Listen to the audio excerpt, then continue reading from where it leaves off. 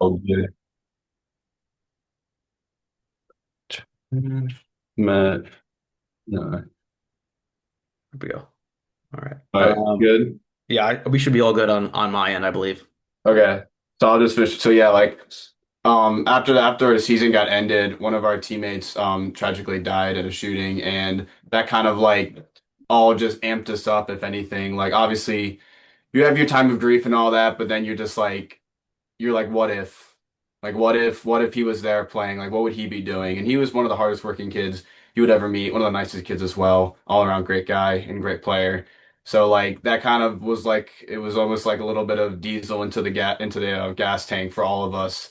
And there was a ton of guys I played with in high school that went on to have some great college careers.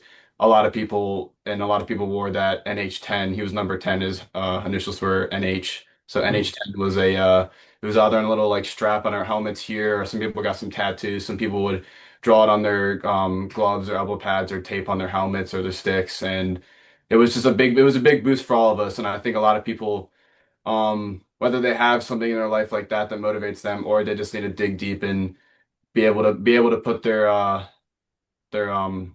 nose down and get after it. They just got to find what it takes to have to find that grit that's going to push them to be the best player they can. That's what it takes to reach high levels of college lacrosse.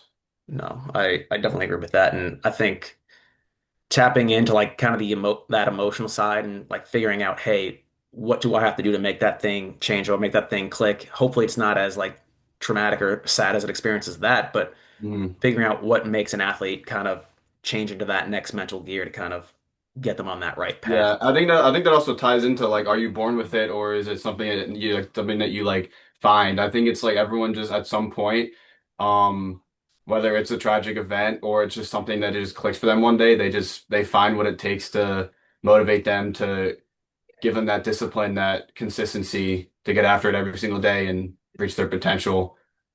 Yeah. I also think like, understanding like your why you play the game, like Yeah. what are your values, what drives you every day.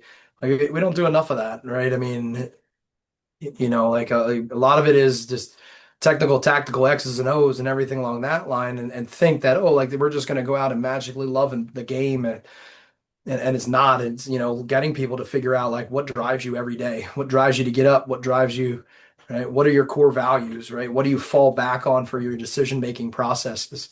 Um, spending that time investing in finding your core values. What is your mission? What is your vision? Where do you want to be, right? How are you going to get there? And what values are going to hold you accountable to doing that?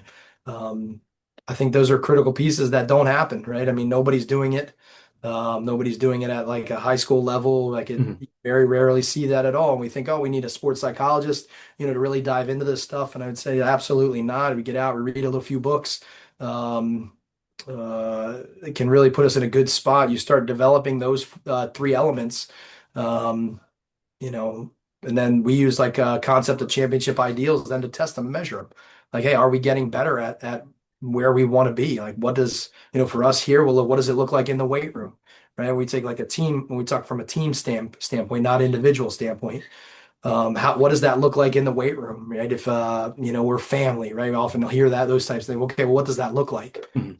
Well, we should see like body contacts, high fives, things along that line going throughout the room. Okay. But if I'm not seeing, then that, like, I don't think like that's our measure, right? A way in which we can measure family and what it should look like in the weight room. That we're not a family. Like we may say we are, but we're not actually truly excited. So we don't have that connection yet to be in a spot where we're going to like, I'm going to work just as hard because I love you as a family member would, because you're just as important to me, right, as I am to myself. Yeah. And so again, we may have those team values, right, and we can do that here. But even at that level, work guys with you're working with is okay. Yeah, what drives you every day? Yeah. Um, Well, some I of those think answers would be surprising. Yeah, and I think two great things that you said out of that would be like giving your best effort to the your opponents, but not only your opponents but your teammates, and the whole mindset of like iron sharpens iron. Like if I'm not giving you my best effort, how are you supposed to get any better? And on the flip side of that, I don't care what your effort is today. I'm still going to go at you 100% because you need to see this so you can kind of develop yourself and get you kind of better from there. The second thing, I'm blanking now. Oh, perfect. Dang. I forgot what I the would second say, thing was that you were I would say saying. like accepting your role, like you said there, right? Yeah. Like where like I'm not the starter, but I'm his, his backup. Like I'm going to drive him and push him harder, Yeah. right? Like, and again, that's my role. Do I have to be happy with that role? No, because I want to be the starter, Mhm. Yeah. right? I'm going to accept that role, right? But I'm going to train. I'm going to still push my tail, right? And if I'm bettering him, I'm bettering him. But at the same time, I'm bettering me. Yeah. You know what? It's amazing, like what happens to people who work hard. Well, that's the Uh, thing too. Even if you're a role player, if you're giving your best look every time, you're developing, you're getting better. Like, Yeah. so why would you like it just doesn't help you to not give your best effort every time. Well, I think like part of it, what ends up happening is emotionally we attach emotions really quick. Like emotions will come first, Yeah. and so we're like all upset because I'm not the starter, right? And maybe I was for 4 years in high Mhm. school, and like I've never been in a position to understand now. Hey, that's not me. What do I do? I never had to Mhm. do that before, and learn and grow from those types of things. And again, that would be a failure that Yeah. where I'm at. And so like we attach an emotion to it, and then we get very negative before we before positivity comes into play.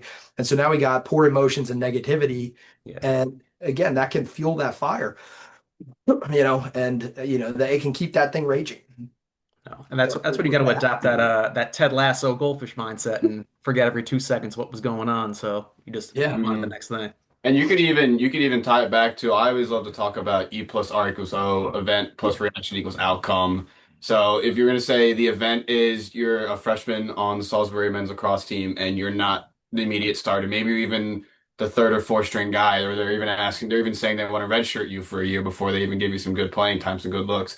Are you going to react by being down on yourself, not caring about, not working as hard, not caring about the sport as much, or maybe not even trying? Or are you gonna say, okay, I'm gonna prove to them that they're making not so much that they're making a mistake, but that I deserve to be in that starting position at some point. Are you gonna work hard and are you gonna get after it so that you are that starter one day and that you are making those plays and winning those games?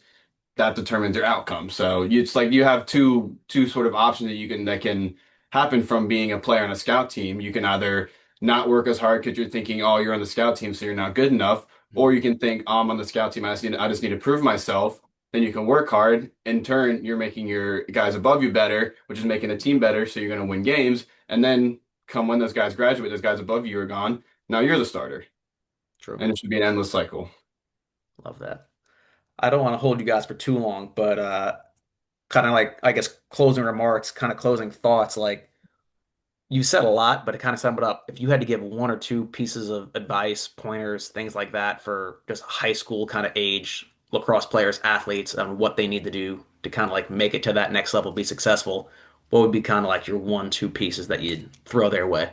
I know for me, I think stay basic, be Okay. good at the basic things, right? That's whether that's in the weight room, that's in your technical skill work, right? Be very, very good at those. And then my number two, maybe it's the other way around. Like my number one would be just work your tail off. Love what you do, love every bit of it. Just push work. If you don't know, reach out, right? Reach out to people. I think that's the other thing that I've learned here is like, man, everybody will easily pick the phone up for you. They'll send an Yeah. email back. They're willing to help people out. That's kind of the nature of our profession.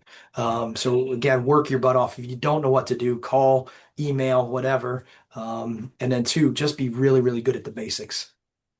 True. I mean, yeah, I can just second that and just add on, just be consistent with both of those. Like Mhm. consistency, Nick Saban always stressed the process more than the outcome or the final result or whatever.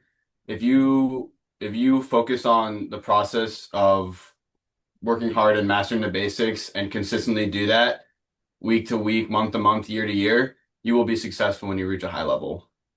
You can't just pick one day out of the week or 3 days out of the month to work your tail off and expect to make it as far as the guys that do it 5, 6, 7 days out of the week.